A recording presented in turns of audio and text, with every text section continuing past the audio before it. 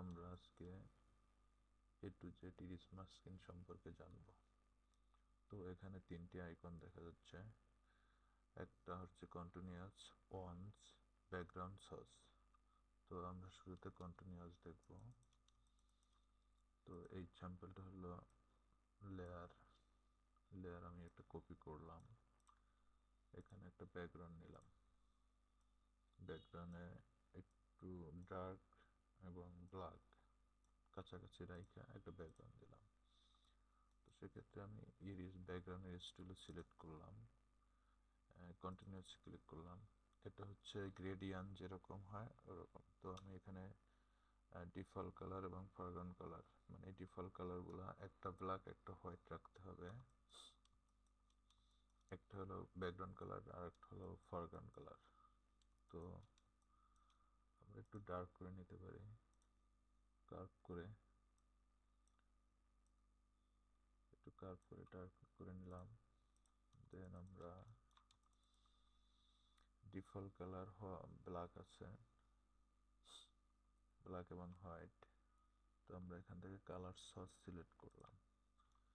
Select করে এখানে tolerance যতটা, এটা ইমেজ অনুযায়ী আর কি নির্ভর করে কতটুকু দেওয়া প্রয়োজন। তো সেক্ষেত্রে আমরা অল্টা ধরে এখানে কালার উপরে ইরেজের টুল সিলেক্ট করে অল্টা ধরে ক্লিক করলে এখান থেকে সর্স সিলেক্ট হবে। তো আমরা একটা সস নিলাম। সস নিয়ে এখন এই যে সর্স হচ্ছে ইমেজ কালার, যেটা সাবজেক্ট বলা হয়, সাবজেক্ট কালার। সাবজেক্ট কালারটা নেওয়ার পরে আমরা এখানে ধরলাম, দেখুন এখন মাস্কিন হয়ে যাচ্ছে। এটা প্রপারলি আসবে না, কিন্তু যতটা সম্ভব এটা আসবে এটার মাধ্যমে। এটা ইরেজ মাস্কিনে হবে না, এটা কন্টিনিউয়াস মাস্কিং করতে হবে।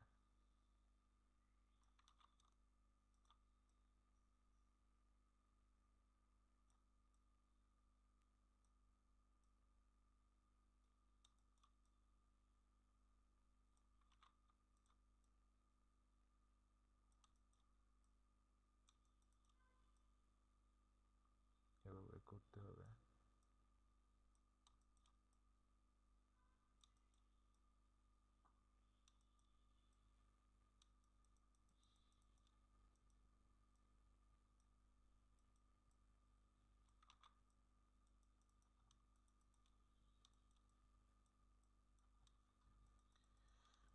এই যে মাস্কিন হয়ে গেল, সিলেকশন করলাম, এই যে অ্যাড লাইনবক্সে ক্লিক করলাম। এখন এই যে বাইরে যেগুলো আছে ব্যাকগ্রাউন্ডে, এগুলো হচ্ছে ময়লা বা ব্যাকগ্রাউন্ডের অংশ। এগুলো আমরা কন্ট্রোল ধরে, কন্ট্রোল শিফট ধরলে এই সিলেকশনটা ব্যাকগ্রাউন্ড কালারের ভিতরে হালকা চলে আসবে। এই যে দেখেন, কন্ট্রোল আর শিফট ধরে সিলেক্ট করলে ব্যাকগ্রাউন্ড কালার চলে আসবে। এখন কন্ট্রোল শিফট আই, এই ইনভার্সটা করে নিলাম, মানে যেটা আমি রিমুভ করছি সেইটার ভিতর সিলেকশন হয়েছে। এখন আমি ব্রাশে চলে যাব। ব্রাশে গিয়ে অপারচিটি 40 রেখে দিলাম।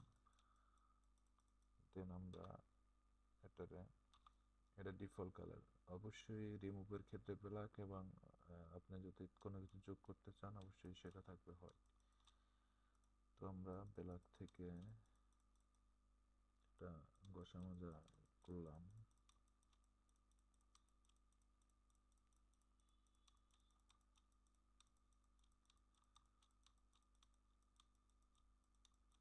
দেখা যায় যে ব্যাকগ্রাউন্ড, যেটাকে ডাশ বলা হয়, সেটা মোটামুটি চলে গেছে। এই সিলেকশনটা করার পরে এই যে লেসে টুল দিয়ে আমি এই সিলেকশনটা করলাম, কন্ট্রোল শিফট আই দিয়ে কন্ট্রোল ব্যাক স্পেস দিলাম। মানে কন্ট্রোল ব্যাক স্পেস দিলে উপরেরটা কালো, যেহেতু এটা কালো হয়ে গেছে। এখন এই সিলেকশনটা কইরা এটার কপি নিয়ে আসলাম, অ্যাডলার ম্যাক্স দিলাম, এটার উপরে নিয়ে আসলাম, উপরে এটা ফালাই দিলাম। এখন কিন্তু মাস্কিন 17% হয়ে গেছে।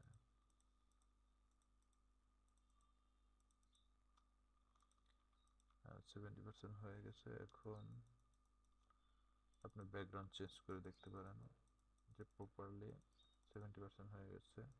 এখন আপনার প্রয়োজন হবে যেখানে আপনার ইমেজটা বেশি চলে গেছে। এগুলো আসলে মাস্কিং দিয়ে আসলে ওইভাবে প্রপারলি হইবে না, এগুলো আপনার কিছু ব্রাশ দিয়ে নিয়ে আসতে হবে। যেমন এটা ইনভার্স করলেন, ইনভার্স করে এই যে এইগুলো কিন্তু আপনার প্রয়োজন।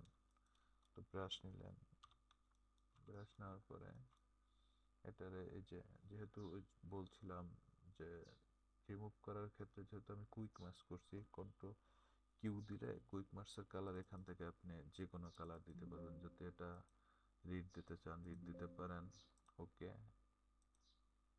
ওকে, ওকে, এই যে এটাকে আমি রিড দিচ্ছি, কিউ চাপলে এটা এরকম হয়ে যাবে। এখান থেকে কুইক মাস্কের অপশন রয়েছে, এই টুলসটা, এখান থেকে আপনি যে কোনো কালার দিতে পারবেন। এই যে এভাবে, এখন আমি কিউ টিপলাম, এই কালার হয়ে গেছে। এখন আপনার প্রয়োজন এই ইগুলো ফিরে নিয়ে আসার জন্য। তো আপনি এটা হালকা পাত করে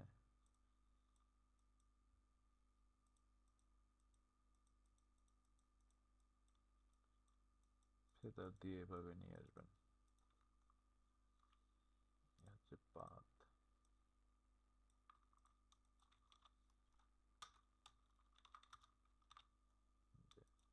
আবার এটা নিয়ে আসবেন।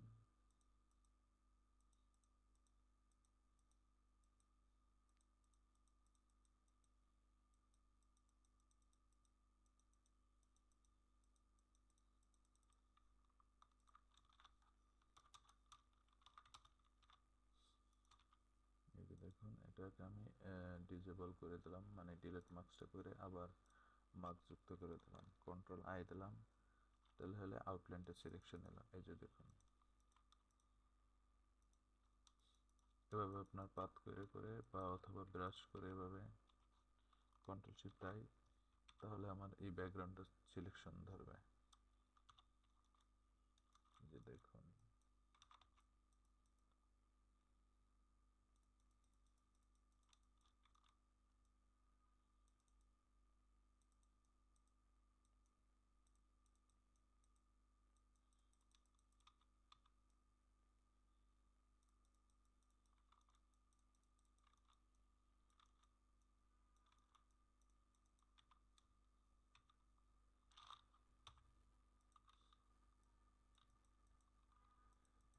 এভাবে আপনার আস্তে আস্তে এগুলো করে নিতে হবে, যতটা সম্ভব মাঝখানে আনার পরে এভাবে আপনার করে নিতে হবে। যে কন্ট্রোল শিফট আই, সিলেকশনটা এখন এই সাবজেক্টটা ধরছে, আবার অ্যাড লেয়ার মাস্ক। এই যে দেখুন, এটা কিন্তু হয়ে গেছে মাস্ক।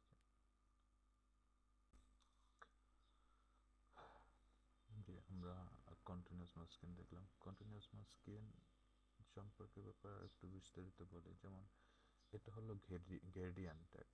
এটা মোটামুটি জটিল মাস্কিনের ক্ষেত্রে, যেমন এই ধরনের মাস্কিনের ক্ষেত্রে কন্টিনিউয়াস মাস্কিংটা খুবই গুরুত্বপূর্ণ।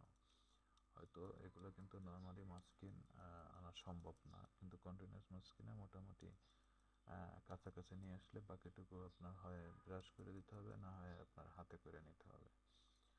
তো এটা অবশ্যই এখানে ডিফল্ট কালারটা সিলেক্ট করবেন, কালারটা সুন্দর করে সিলেক্ট করতে হবে, আর টলারেন্সটা একটু বুঝে দিতে হবে। যদি ইমেজ অনুযায়ী আপনার ডিপেন্ড করে, বাড়িয়ে কমিয়ে যেটা আপনার সুবিধাজনক মনে হয়। আচ্ছা, তারপরে আমরা অন মাস্কিংটা দেখবো। সেটা হলো, দেখুন এইটা সাধারণত আপনার সব জায়গায় দেখানো হয়, এই দুইটা সম্পর্কে তেমন একটা ধারণা সবার থাকে না। তো এটা দেখেন, এটা কিন্তু এরকমই মাস্কিংটা আসবে না ভালো। এই যে দেখুন, এটা যদি আমি ওইটার মতো কালার সিলেক্ট করি, এটা কিন্তু ওরকম ধরবে না, একটু ঝামেলা করতেছে। দেখছেন, এখান থেকে কিন্তু এই শ্যাডো থাইকে যায়। এটা কিন্তু এই যে এটা যদি আমি অন মাস্কিং থেকে ধরি, তাহলে দেখেন এটা কিন্তু মোটামুটি স্মুথলি চলে যাইতেছে। সরি, কন্টিনিউয়াস থেকে যদি ধরি, এটা কিন্তু দেখেন চলে গেছে। হ্যাঁ, আর এটা যদি আমি ইরেজ ধরি, দেখেন এই যে এইটা অনস যেটা বলা হয়, এটা থেকে সাধারণত এই যে ময়লাগুলো থাইকে যায়। আর এটা যদি এটা থেকে ধরি, তাহলে এটা থেকে কিন্তু চলে যায়। হ্যাঁ, আবার এটা থেকে দেখেন, এটা থেকে যদি ধরি, তাহলে এটা কিন্তু থাইকে যায়, শ্যাডোটা থাইকে যায়। আবার এই কন্টিনিউয়াস থেকে দিলে এটা চলে যায়। এটা হচ্ছে একটা বোঝার বিষয়। আর আপনার আরেকটা হলো, দেখুন যেমন মনে করেন এই যে এই ব্রাশটা, এটা হচ্ছে ব্যাকগ্রাউন্ড সস, এটা হচ্ছে এই গ্রেডিয়েন্ট টাইপের। এটাও আপনার ডিফল্ট, যেমন এই যে দেখেন এখানে সিলেক্ট করা আছে, একটু খেয়াল করে দেখেন উপরে ব্ল্যাক নিচে হোয়াইট। তো এটা আমি উপরে ব্ল্যাক নিচে হোয়াইট, ডি টিপলে, শুধু ডি টিপলে উপরে ব্ল্যাক নিচে হোয়াইট, অটো আপনার যে কালারই থাক, এখানে যদি আপনি শুধু কিবোর্ডে ডি টিপেন তাহলে উপরে ব্ল্যাক নিচে হোয়াইট চলে আসবে। তো এটার সিস্টেম এরকম, আপনি কালার সোর্স নিলেন, সরি এটা কালার সোর্সে হবে না, এটা শুধু ব্ল্যাক অ্যান্ড হোয়াইটই থাকতে হবে। ব্ল্যাক হোয়াইট দিলাম।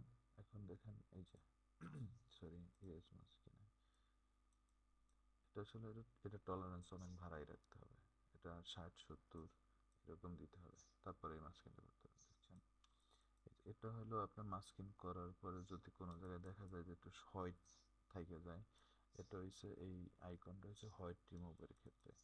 যেমন মনে করেন এই দুইটা থেকে মাস্কিং করলেন, এটা থেকে এখন দেখা যাচ্ছে যে ব্যাকগ্রাউন্ডে ইমেজে সাবজেক্টে হোয়াইট রয়ে গেছে, তখন আপনি এটা থেকে হোয়াইট করে দিলেন। এটা নর্মালি একটু স্মুথ করে হোয়াইটটা রিমুভ করে দেয়। তো অন মাস্কিংটার ক্ষেত্রে শ্যাডোগুলো অতটা রিমুভ করা যায় না, কিন্তু কন্টিনিউয়াস মাস্কিং থেকে আপনার শ্যাডোগুলো রিমুভ সহ ইমেজগুলো থাকে, যেটা খুবই জটিল মাস্কিং হয় এগুলোর জন্য। এই যে সরি এখানে টলারেন্স অনেক, দেখুন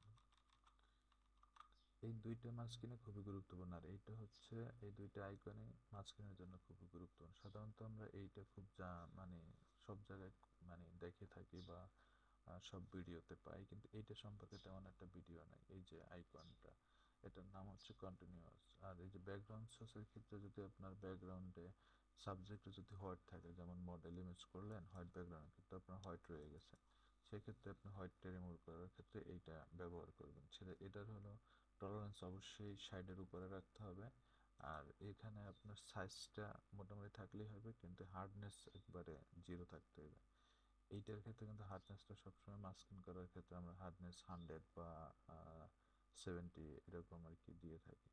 আর কন্টিনিউসের ক্ষেত্রে শুধু টলারেন্সের উপর ডিপেন্ড করে। আপনি কালার সোর্স যেমন এখানে default colour black and white দেওয়ার পরে আপনি একটা কালার সোর্স নিয়ে নিলেন। এখন এখানে যে কালার সোর্সটা নিয়েছে মানে এই সাবজেক্টের কালারটাও ধরে রাখছে, ওর ফটোশপটা এরকমই তৈরি করা যে এই কালারটা ও এখন মাথায় নিয়ে নেছে, এই কালারের ইমেজটাও রাখবে আর বাকিগুলো রিমুভ করবে। তো দেখুন এখানে এই যে ওয়ান্স মানে এটা যেটা আমরা সচরাচর জেনে থাকি, এটা থেকে কিন্তু শ্যাডো রিমুভ করা সম্ভব না, কিন্তু এই কন্টিনিউয়াস থেকে আমরা এই শ্যাডো সহ রিমুভ করে ফেলাইতে পারি। এই যে